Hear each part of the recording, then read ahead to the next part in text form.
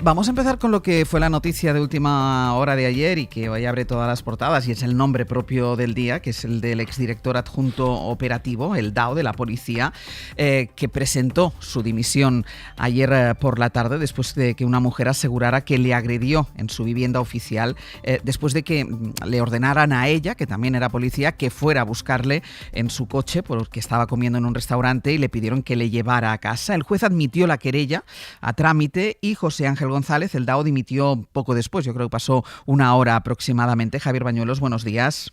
Buenos días, Ángels. Se trata del cargo policial más alto, que no es de nombramiento político, es el jefe de la policía, de manera que su dimisión, y por un asunto además como este, abre una crisis que Interior tiene que resolver con urgencia. Sí, porque el puesto de DAO, Ángels, el puesto del director adjunto operativo, es tremendamente sensible, es el cerebro de la policía y es de quien depende toda la estructura operativa, y ha sido un auténtico mazazo para la cúpula de la Policía Nacional, que nunca imaginó enfrentarse ante un caso como este.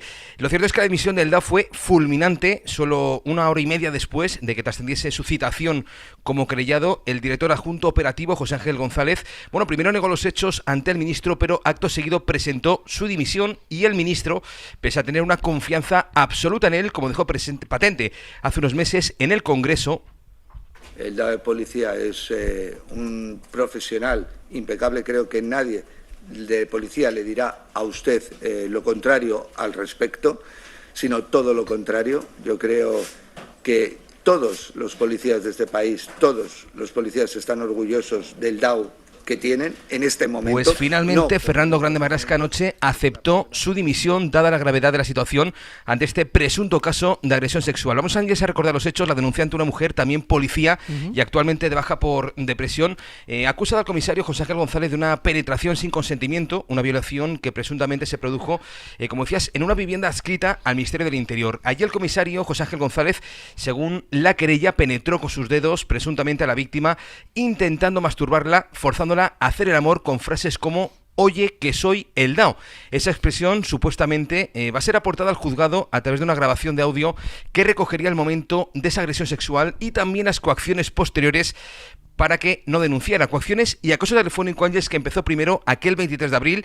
Aquella noche el DAO hizo 17 llamadas a la presunta víctima. Después llegaron los mensajes intimidatorios en los que este comisario supuestamente le recriminó que aquel día le había dejado tirado sin sexo, comportándose como una gilipollas y como una borrica. La víctima ha aportado al juzgado un registro de llamadas y también su propio móvil para demostrar una campaña de acoso que se alargó durante meses, con otros mensajes en los que el DAO, una vez que supo que iba a ser denunciado, le escribió también: vete a la mierda, me arrepiento de haberte conocido, eres lo peor que me ha pasado, ven a verme, a ver qué te puedo dar, en una referencia, según la denunciante, a un puesto de trabajo. El juzgado de violencia sobre la mujer ha citado ya al comisario José Ángel González a declarar el 17 de marzo en calidad de querellado. Ese mismo día el juez también escuchará a la denunciante.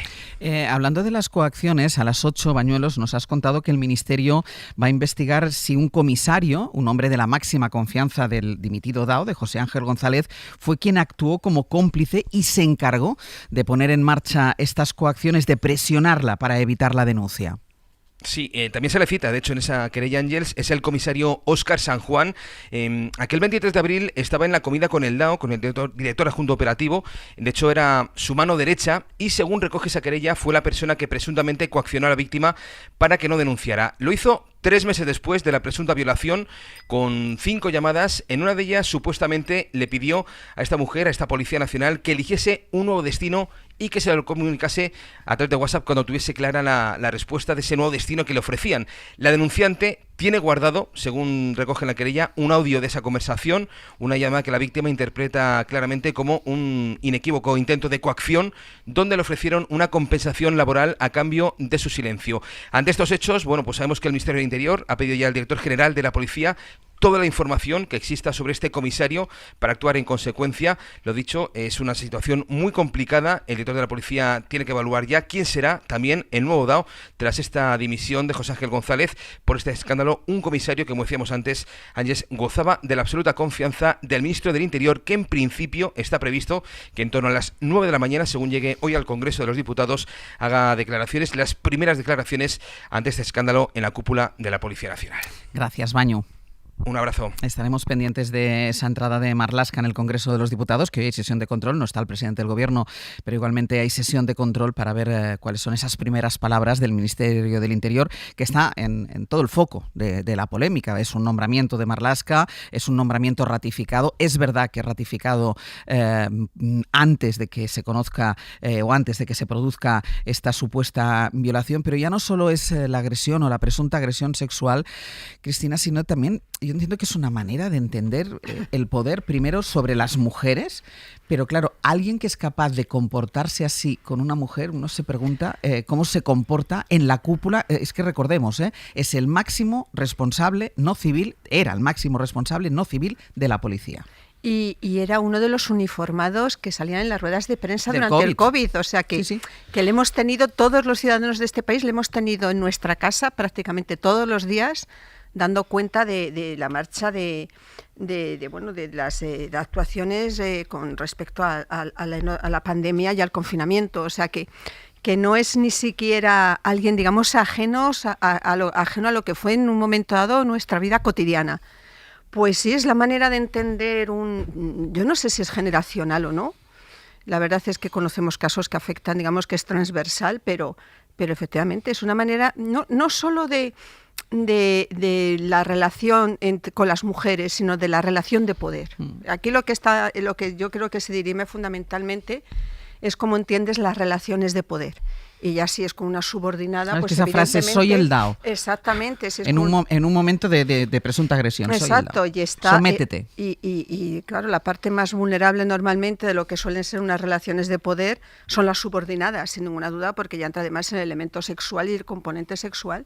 Pero sí, estamos viendo cómo es el ejercicio, cómo se entiende, cómo algunos individuos entienden el ejercicio de poder. Es una cuestión ya de acoso sexual, de acoso laboral, porque luego también viene la siguiente etapa, que es una vez que no te pliegas, el acoso laboral, y es un poco de libro. Yo creo que es un ejemplo total y absolutamente de manual. Y en este caso, bueno, parece que están hasta grabados los audios de las agresiones y que hay pruebas y habrá evidente pruebas de esos mensajes y de esas llamadas. Eso evidentemente se puede comprobar con facilidad, pero sí es llamativo exactamente cómo se entiende ese ejercicio del poder sobre la mujer. Ignasi. Sí, el relato es salvaje. A mí me ha dejado muy impresionado el relato de esos hechos que, como decía hace un momento Cristina, pues están por lo visto muy bien documentados, ¿no? Hay que tener claro que estamos hablando de un policía, no de un ciudadano cualquiera, de un policía. Y a un policía hay que exigirle mucho más. Hay que exigirle un plus, alguien del que depende nuestra seguridad, del que depende nuestro bienestar, y por tanto el daño que hace es superior. O sea, las víctimas somos todos. Cuando un policía hace esto, las víctimas somos quiebre todos, de la confianza absoluta. Exactamente, o sea, está dañando no solo a la institución policial, sino al Estado con mayúscula, a esa confianza que tenemos que tener todos en que hay una serie de personas que están ahí para protegernos, para velar por nuestros derechos, etcétera, ¿no? Una persona que se comporta de esta manera en su propia vida personal y con sus propios subordinados, ¿cómo ha estado tutelando los derechos de los demás? ¿Cómo ha podido combatir al menos los crímenes en este ámbito, ¿no? Por tanto, el daño es un daño que va mucho más allá, de que ya es tremendo, de esta persona concreta que se ha querellado, ¿no?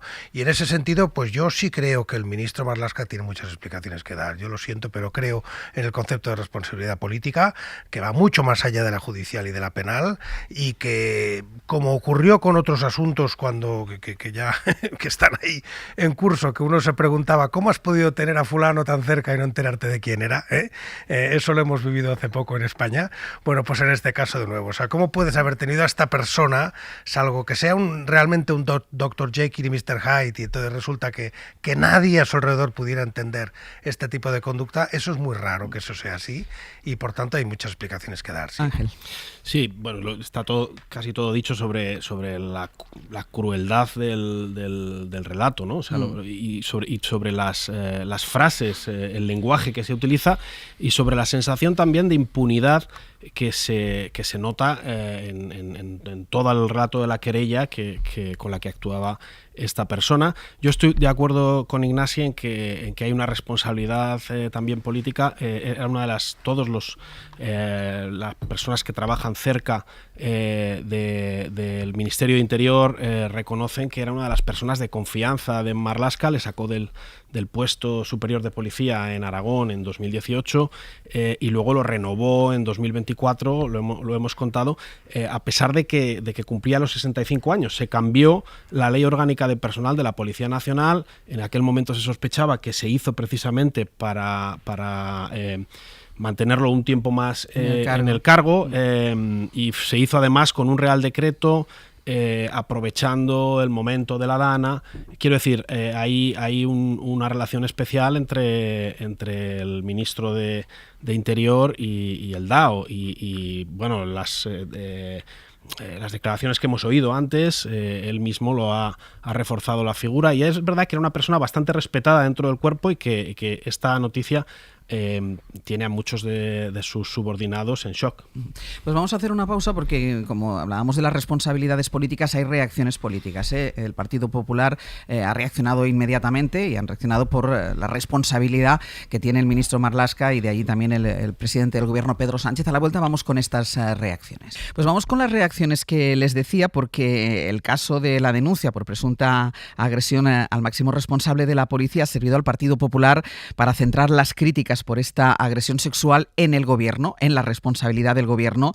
El PP le da absoluta credibilidad a la denuncia de esta mujer y responsabiliza al Ejecutivo por ratificarle en su puesto, aunque esa ratificación de la que hablábamos ahora nada tenía que ver con todo esto, porque es previa al momento en el que se produce esta presunta violación. De hecho, el ministro ratifica al exDAO 6 meses antes, no ya de la denuncia, sino 6 meses antes de que se produjeran los hechos denunciados. No había pasado todavía, pero Alberto Núñez Feijóo unía esto además con la idea de la corrupción. Si el jefe de la policía de nuestro país está acusado de abusos sexuales y el gobierno le ratificó no hace mucho tiempo, ¿qué más puede pasar en nuestro país? Esto es lo que nos preguntamos todos. ¿Qué más puede ocurrir? Es una situación que describí esta mañana. España se está cayendo a pedazos. Insistimos, la ratificación se produce 6 meses antes, ya no de la denuncia, sino de que sucedieran estos presuntos hechos. Pero es que esta mañana ha ido todavía más allá Alberto Núñez Feijóo, ha escrito en un tuit de buena mañana, justo después de haberse levantado, que dice textualmente: si el gobierno ha tenido a un presunto violador al frente de la Policía Nacional como mínimo desde hace un mes y ahora se va, solo hay una conclusión posible. No prescinde de él por lo que hizo, sino porque se ha hecho público. Hasta que ha trascendido, lo sabían, lo taparon y le protegieron. Por cierto, primero el fiscal general del Estado y ahora el DAO, quienes debían perseguir delitos, están acusados o condenados por cometerlos. ¿En qué manos estamos? Hay que liberar al país de personas como estas y esto empieza por sacar a quien las nombra, Pedro Sánchez. Pero para terminar de poner todos los asuntos sobre la mesa, esta es la reacción del Partido Popular, responsabilizando de lleno al gobierno, pero dando absoluta credibilidad a la denunciante, que además, insistimos, el DAO todavía no está imputado ni investigado, simplemente tiene que ir a declarar, de momento, en calidad de querellado. Pero es que llama mucho la atención la actitud que adopta el Partido Popular con esta contundencia si comparamos con lo que ha pasado en Móstoles, porque el propio Alberto Núñez Feijóo, cuando se conoció la denuncia de una edil de Móstoles contra el alcalde de esa localidad, bueno, dijo que no se creían a la denunciante, le restó toda veracidad a las palabras y a la denuncia que había presentado la edil, y el PP de Madrid, Ayuso, habló directamente de que eso era un caso fabricado. Radio Madrid, Lidia Payo, buenos días. ¿Qué tal? Buenos días. Pero entre los elementos que se van añadiendo a esta historia y la completan cada vez más, ayer conocimos 2 importantes. Uno es la querella que la mujer, la exconcejala, ha presentado ya, y el otro especialmente llamativo es que un alto cargo del Ayuntamiento de Móstoles ha presentado su dimisión. Dice en una carta en la que presenta la dimisión, dice que se va por coherencia con los hechos que han sido objeto de conocimiento público. Se trata de la coordinadora de digitalización, un cargo de confianza que accedió al puesto junto a la concejala que meses después presentó una denuncia interna contra el alcalde de Móstoles. Hizo oficial su renuncia el lunes, el mismo día que se presentó en los juzgados la querella por acoso sexual y laboral contra Manuel Bautista, el edil del municipio, y que va dirigida también contra el PP regional. En su carta de dimisión subraya que los hechos se conocieron con posterioridad a la marcha de la concejala, pero considera que por razones de coherencia institucional y responsabilidad personal tiene que marcharse. La carta dice literalmente que toma esta decisión en coherencia con los hechos y a un compromiso con la veracidad para no interferir en el normal funcionamiento del ayuntamiento. Lidia, gracias. Hasta luego. Ignasi, llama la atención, ¿no?, el doble rasero del Partido Popular, una reacción inmediata creyéndose 100% lo que dice la denunciante, acusando al gobierno de saberlo, de mantenerlo y de taparlo, que es esa frase, ese mantra que repite el Partido Popular constantemente. En cambio, en el caso de Móstoles no se creen a la denunciante, incluso Ayuso hablaba de eso, de un caso fabricado. Sí, es evidente que eso no debilita la crítica que hay que hacer a lo ocurrido en el Ministerio del Interior, sí. Pero dejo eso claro. Pero evidentemente es una prueba de Déjame un momento, cinismo. que está hablando, que acaba de entrar en el Congreso Fernando Marlaska, el ministro del Interior, está atendiendo, ya dijo que lo haría, está atendiendo a los medios de comunicación en los pasillos del Congreso. Vamos a ver si podemos escuchar lo que está diciendo Fernando Marlaska, porque es verdad que todavía no habíamos conocido. Ahí está. De su abogado, donde por circunstancias concretas manifestó que mantuvieron en secreto los hechos, la denuncia y cualquier circunstancia sobre los mismos hasta ayer por la tarde.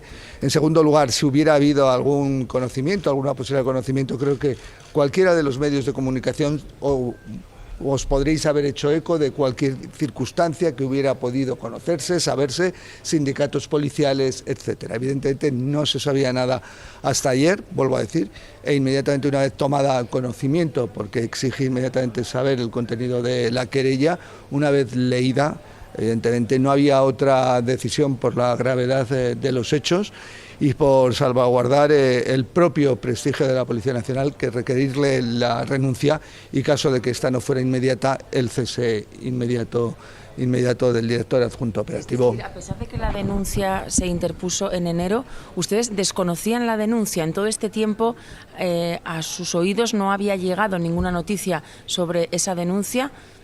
No había llegado, vuelvo a decirlo.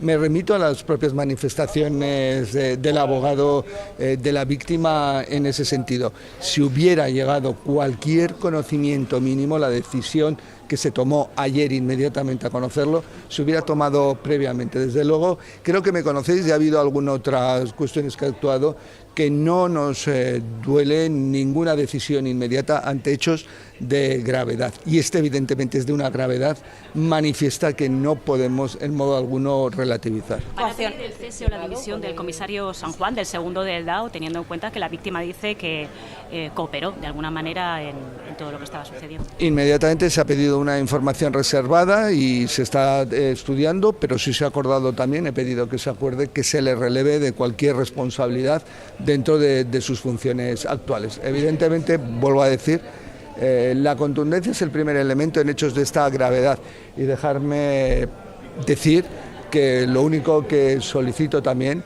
es una confianza absolutamente plena entre los hombres y las mujeres de la Guardia Civil, donde el principio de igualdad, donde el principio de cualquier violencia se la enfrenta de una forma determinada y con toda la fuerza de la ley y con su empatía hacia todas las víctimas. ¿Entiende que el PP y algunos sindicatos pidan su dimisión porque según ellos lo han tapado? ¿Perdón? ¿Entiende que algunos sindicatos y la oposición, el PP, pidan su dimisión porque dicen que lo han tapado? Evidentemente, vuelvo a decir, hay un desconocimiento, no lo he tapado. Vuelvo a decir, ¿algún sindicato policial ha referido que tuvo conocimiento de estos hechos? Creo que ningún sindicato tuvo conocimiento de estos hechos.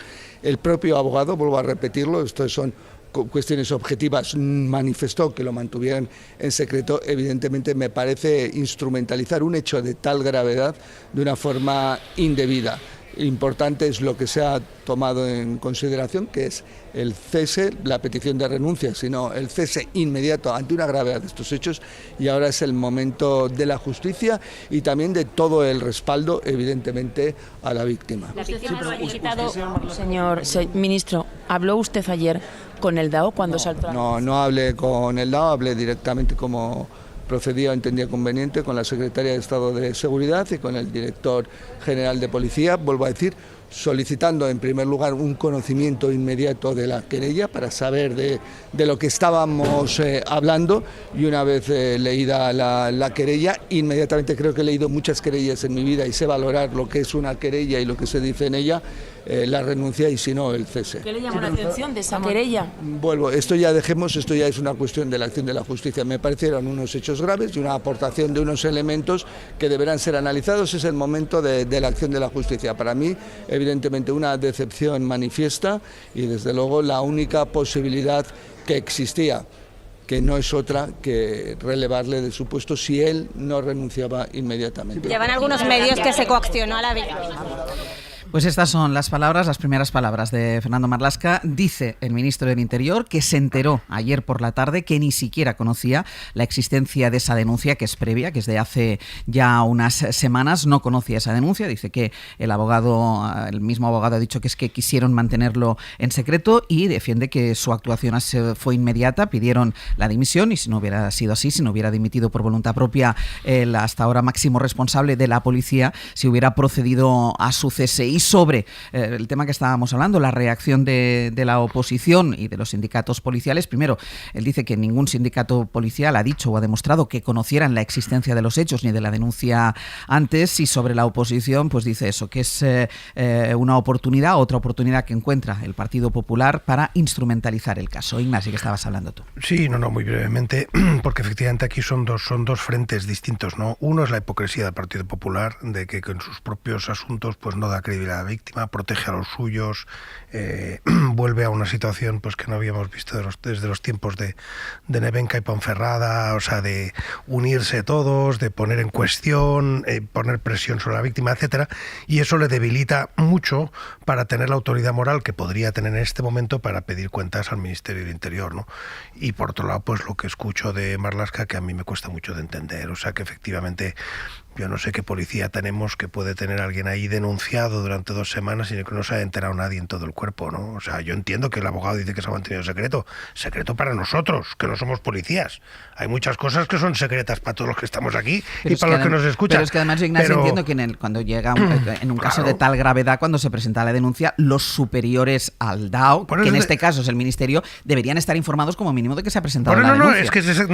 Es exactamente lo que estoy intentando decir. O sea, que una cosa es que la presentación de la denuncia se mantenga secreta pues para el común de los mortales, y otra cosa es que en el cuerpo de policía se presenta una denuncia de esta gravedad al mando operativo, y resulta que en todo el cuerpo no se entera absolutamente nadie. Bueno, pues algo, si es así, pues también doble responsabilidad política, o sea, algo pasa, ¿no? Sobre esto hay una reacción política más. Ha hablado Enrique Santiago, el portavoz de Izquierda Unida en el Congreso de los Diputados. Le han preguntado también en los pasillos sobre esto. Vamos a pedir la información, por supuesto. Lo que nos parece increíble es que desde abril, que se presentó la denuncia, hasta ahora, no haya dimitido el DAO. Cristina. Vamos a ver, a mí me parece perfectamente creíble que Marlaska no tuviera por qué saber que se estaban produciendo estos hechos. Sí me genera dudas sobre si tras la denuncia tuvo algún conocimiento y lo ocultó.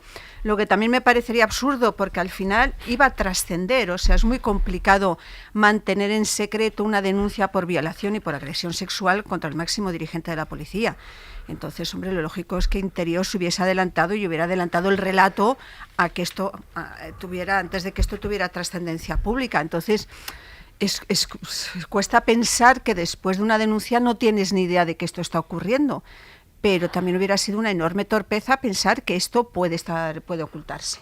Eso con respecto a Interior. Y con respecto al alcalde de Móstoles, es que se debería haber actuado con el alcalde de Móstoles desde el primer momento.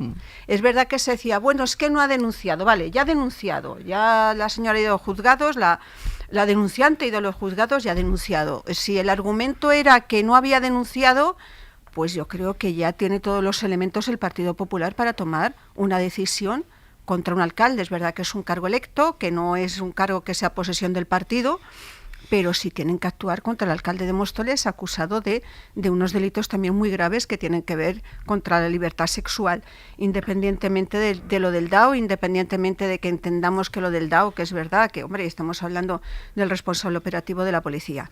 Entonces, si no se puede utilizar un doble rasero, y el mensaje en este sentido tiene que quedar muy claro. Sí, yo creo que hay una cosa que estamos pasando por alto, que es en las declaraciones de Marlaska, cómo da la sensación de que asume la culpabilidad sin lugar a dudas. O sea, el relato que hace es bueno, pues da por cierto todo lo que se dice en la querella. De hecho, cita la querella en algún momento y dice que él, que conoce el lenguaje de las querellas, entiende que ahí hay algo grave.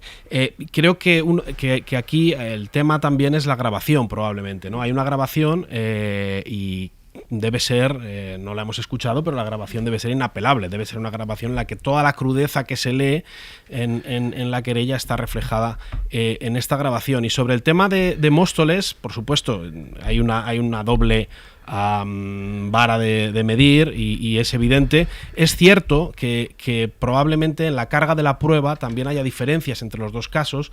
Recordemos que el abogado de la denunciante alguna vez ha expresado que se trata, y leo el entrecomillado, se trata de un procedimiento de alta complejidad técnica al haberse producido una parte de los hechos en la intimidad de la víctima y su presunto acosador, y al haber sido borrados los correos electrónicos oficiales de la víctima. Creo que es probable que haya una carga de pruebas diferentes que hacen que en un caso sea posible ocultar o intentar suavizar el caso y en el otro caso sea más difícil. Esto sin justificar y sí, pero en cualquier caso la reacción es completamente... O sea, esto ya es hilar muy fino. Sí, estamos totalmente de acuerdo, pero es por aportar algo más al debate, pero es evidente que aquí han arropado y que probablemente haya responsabilidades y que es que además recordemos que en este contexto no solo es la denuncia, sino cuando ella va a hablar con el Partido Popular, con los responsables del Partido Popular, le dicen no denuncies, que será peor para ti. Es decir, hay una especie de conjura, digamos, en el Partido Popular de Madrid para intentar evitar ese filtrar sus mensajes para perjudicarla, etcétera. Claro, que este tipo de delitos se suelen cometer en la intimidad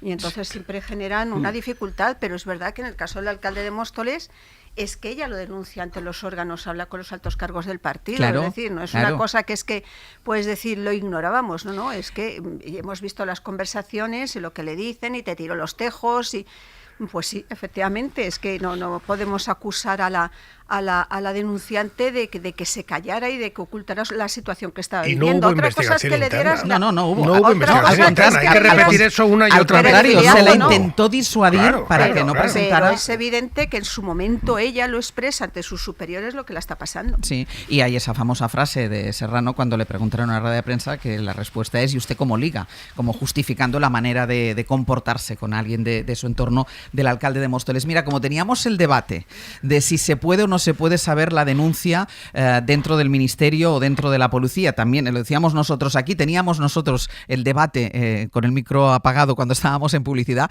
y Enrique Santiago, de Izquierda Unida, decía que había que investigar esto. Claro, son muy importantes los tiempos, ¿no? Los tiempos en los que se produce la agresión, en los que se produce la denuncia, en los que se conoce. Entonces, como quien lo tiene claro es Bañuelos. Baño, estás ahí otra vez, ¿no? Aquí estoy, sí. Cuéntanos cómo son esos tiempos. Bueno, pues los tiempos, Áñez, en primer lugar, la presunta violación fue en abril, el 23 de abril del año pasado. La denunciante se cogió la baja por depresión en el mes de julio. Según recoge la propia querella, ella misma informó a la subdirectora de Recursos Humanos y de Formación de la necesidad de coger esa baja por depresión, pero solo manifestó su incapacidad para trabajar por una afectación de salud mental. En ningún momento, según nos aseguran desde la propia Dirección General de la Policía, en aquel momento la víctima informó de los motivos exactos que le llevó a pedir esa baja, que, como decimos, figura en el mes de julio. En enero presentó la querella y fue el 12 de febrero cuando se admitió a trámite esta querella por parte del Juzgado de Violencia sobre la Mujer. Para recordar y precisar más los detalles, los tiempos, lo cierto es que la víctima tardó 9 meses en denunciar. Ayer hablamos con el abogado de esta Policía Nacional y nos asegura que tardaron 9 meses porque tuvieron que preparar muy bien la querella y, sobre todo, asegurar que la víctima estuviese fuerte psicológicamente para dar este paso. Así que 10 meses antes se produjo esta presunta violación, tardó 9 meses en denunciar y la baja se cogió en el mes de julio, pero en ese momento, según reconoce la propia víctima, en su querella no informó del motivo exacto que le llevó a dar este paso para solicitar su incapacidad por una afectación de salud mental. Bañuelos, y ni en el momento de poner la querella, que fue en enero, de presentarla, quiero decir, ni en el momento de ser aceptada, que es el 12 de febrero, en ninguno de estos momentos, desde el entorno de ella, entiendo que ella misma o su abogado, comunican a nadie de la cúpula de la policía o de la cúpula del Ministerio del Interior la idea de poner esta querella y después que ha sido aceptada. No se informa en ningún momento, solamente se da este paso a nivel judicial, se mantiene, de hecho lo decía también el propio ministro del Interior, un hermetismo en los pasos que se iban a dar en los tribunales y según, pues mantiene el propio abogado y según se recoge en la querella no se da ningún paso adicional, no se informa el propio ministro del Interior. Ayer preguntamos a su equipo, hoy lo hemos vuelto a hacer también en la cúpula de la Dirección General de la Policía, cuándo supieron exactamente la existencia de este caso y nos aseguran que fue en el día de ayer, fue una vez que se admitió a trámite, que se supo directamente la citación como querellado del hasta hoy director adjunto operativo, fue en ese momento cuando por primera vez supieron de la existencia de esta denuncia por acoso, por agresión sexual que ha llevado a la dimisión del DAO José Ángel González. Maño, gracias. Un abrazo. Ignacio. Sí, quiero decir, yo no sé, yo solo diré a la justicia qué parte de aquí es responsabilidad penal, en qué parte han tapado, qué parte no han callado. Lo que sí constato es que por lo menos hay una gestión de recursos humanos funesta en ese equipo. O sea, tú tienes a una persona, estoy apuntado aquí a la cronología, que tiene esta situación en abril, que por depresión y alegando problemas de salud mental se da de baja en julio y nadie se entera en su alrededor de por qué, de qué está pasando. No diga que vaya ahí a que pongan un papel, no, he ido a la baja porque me han violado, perdonad la crudeza, pero es que es evidente que esto no va así. Esto no va así, pero tú tienes a alguien que no hay nadie que se preocupe por esta persona, que vaya a preguntar qué está pasando, qué causas le han llevado a esto, cuál es la situación. O sea, que en el mejor de los casos lo que hay es una funesta gestión de recursos humanos dentro de la dirección de la policía. En el mejor de los casos, un desprecio total a la gente que trabaja ahí y a su situación personal.